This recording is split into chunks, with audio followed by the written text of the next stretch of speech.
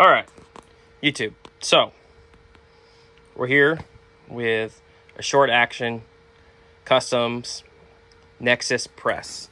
Let's see, it's really hard to see the Nexus part right here.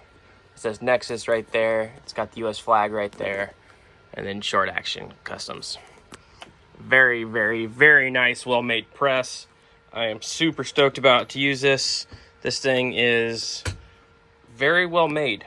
I'm gonna have to get the inline fabrication part for it, so I can set it on that instead of straight on my bench here. But I really like it. So first off, my first impressions: roller handle, very, very nice. How they have the die set up, also very nice. Your die slides in here. Right now I have a Forester lock, die on there. Snaps right in there. And a little bit of cam over, so it's got these spacers right here to help control cam over. So there's two different thicknesses. There's the one that I got in the back there, and then so it's thicker. So that one can go, like, you can put them both in there, have more cam over, less cam over. So for what I've noticed is I kind of like these so far. And so also comes with the press is one of these. It's basically a lock ring too. And so you can shove this in here if you want to do that. I guess it probably works a little bit better probably than the Forester or RCBS ones. There also comes with 3 shell plates. This is I believe, let's get a good close-up of it. A 6. And then you have a 1, a 10, and a 35. These are going to do most of your calibers. 308, 7 PRC, Magnum, stuff like that. 6.5 Creedmoor. And yeah, so it's very simple, very basic. It's very nice. Came with, all I do is put this on there, 4 bolts into the table, and it's good to go. And it comes with the bolts to do it.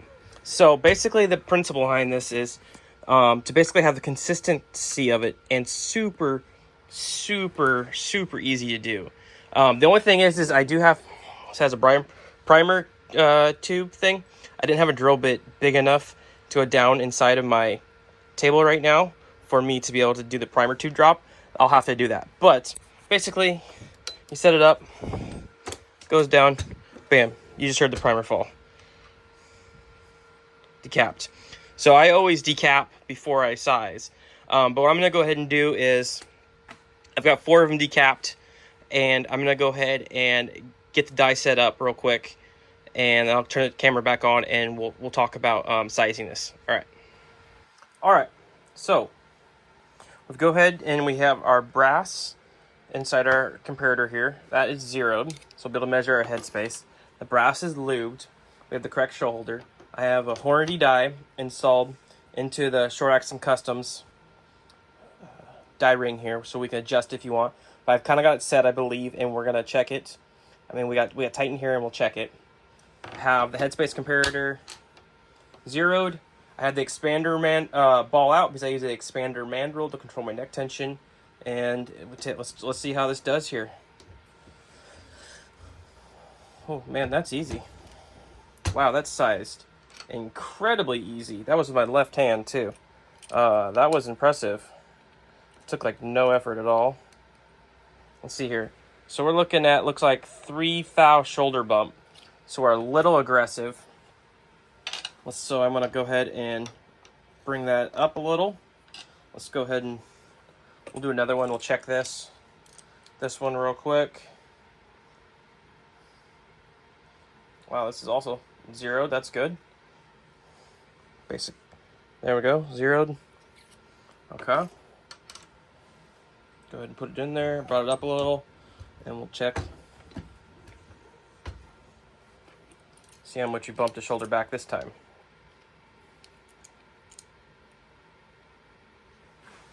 There we go, 1.5 to 2 thou. That's exactly what we want. Let's go ahead and we'll check this one real quick, make sure this one's zeroed. Oops, sorry about bumping the camera there.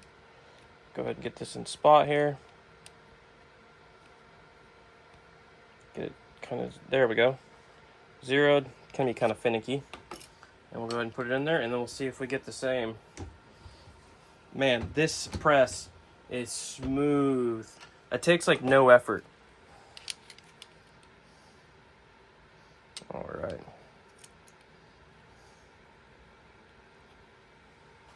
So that says 0 shoulder bump, which I don't believe.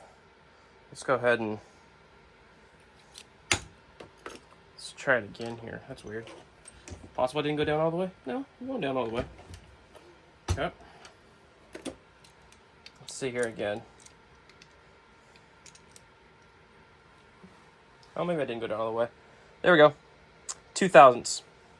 So, dead on. We'll go ahead and do the last one here.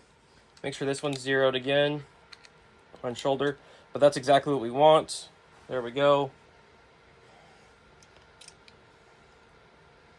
Zeroed. Put it up in there. As you guys can see, this takes like almost minimal effort. This is really nice for sizing, guys. I'm a big fan. Very nice and smooth. And there we go. 2,000 shoulder bump. Dead on. That's awesome. So as we just saw, it's very consistent. Like I said, you know, it goes basically, it stops off of these bushings that are right here that you can change. And so if I wanted to go a little higher and not off the shell plate, I could. And you know, these are a little thicker. The main thing is with this press, it's kind of like the Forester coax press, right? This is free floating. This is free floating. It's going to let everything center align. And this ambidextrous roller handle, very nice. This is very well made, anodized aluminum. It's incredible. I think Short Customs knocked it out of the park with this thing. I am curious to how it would do. Obviously, it's going to seat bullets really well. Let's grab my. So here, I have an L.E. Wilson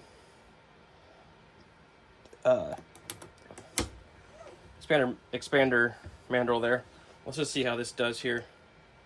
Should just line right up. Self-aligned. Look at that. Oh, and I just ruined a piece of brass. But that's because I wasn't paying attention. That's on my bad. Okay, so I went too far down. So there you go. You guys got to see me make a mistake on camera. That's funny. All right, so we're going to come up. We're going to try this again. It's okay. That goes in the recycle pile. Okay, so there we go. Perfect. Okay. That's how it's supposed to look. I actually had this down too far. That's what happened there. But very easy. That was the one that was long anyways. That was the one that the shoulder bump was bumped a little, 1.5 thou too much. So let's go ahead and see if it self-aligns here, which it does. Comes down, comes up. Very nice. This, guys, this press, they knocked it out of the park, I think, with this thing.